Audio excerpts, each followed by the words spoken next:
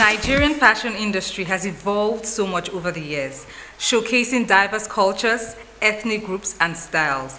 And with so many creative minds out there, you can be sure to see the right amount of slay at every event you attend.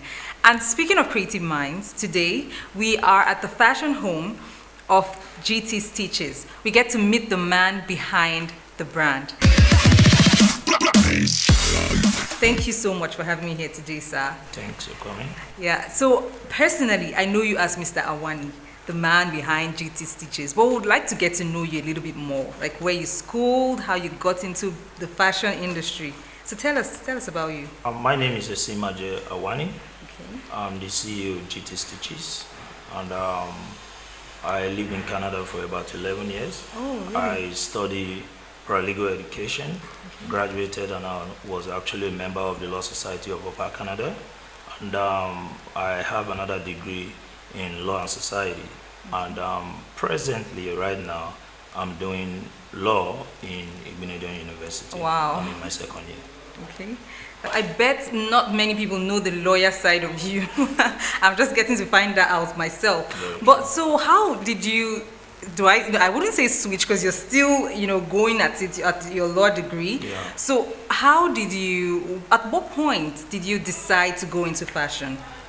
Growing up, my mom was a seamstress. Okay. And I think I grew up in an environment where I was actually brought up to appreciate fashion. And as an individual, I love fashion, as a person. And while I was in the university in Canada, I was actually getting stuffs that are off shelf to sell to people. And by so doing, I got really good at knowing sizes and all that. Okay. And it has been a long time dream. I really want to dabble into fashion and see what I can create. And you will agree with me that fashion is one of the most important essentials in human life. Totally. Discipline, consistency, and all of that always takes you far. Of course. So what was the idea? What inspired you to create the Super Eagles outfit? It was the most talked about thing this year, 2018.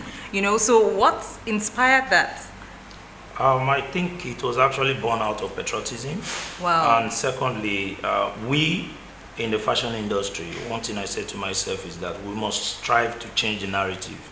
Yes. Because 70 to 80% of the kind of outfits we put on in Africa, it's more or less like the English outfit. Yeah. And we want to sell, because behind every outfit there is a culture. So we wanted to sell the African culture to the world. That's so Instead nice. of going to the World Cup with the conventional suit arrangement, we decided to create the Shokoto and Buba, which is really good. And when you see that when we took the road less travel, it caught the entire world was shocked. Blown away. You understand me? Everybody it was quite appreciated. Yes. You understand? Yes, And it was. I think that was actually what the idea was all about. So GTStitches now, coming back to, well, first of all, I've always thought that you were just a menswear brand, but coming in here today, I can see feminine clothing. I was already bearing a grudge, to be honest. How can you focus on the men and just leave us out of it? So Sure. tell us, you have a female clothing line as well? I think we do pretty much everything, and you will agree with me that the women, they appreciate fashion more than men. Yeah. And they're big spenders when it comes to fashion. So Yes. if you rule out the aspect of the women out of whatever you are doing, most especially when it has to do with fashion, then You're shutting a huge of course door. you can't go far. Yeah. So right here we do everything, men, women, children, and all.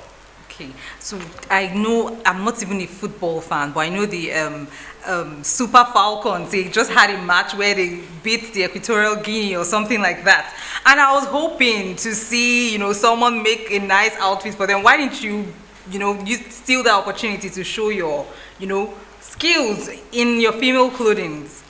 I would have loved to. But one thing you need to understand is that it is not a project that you can jump on today and tomorrow the idea is there. It's something that you need to work Over with. It's time. a long time project. And Okay. while we were preparing that of the Super Eagles at that time, we really did not look at the possibility of qualifying for the World Cup, the female World Cup. Okay. So I think that was where the disconnection actually came in. And Okay.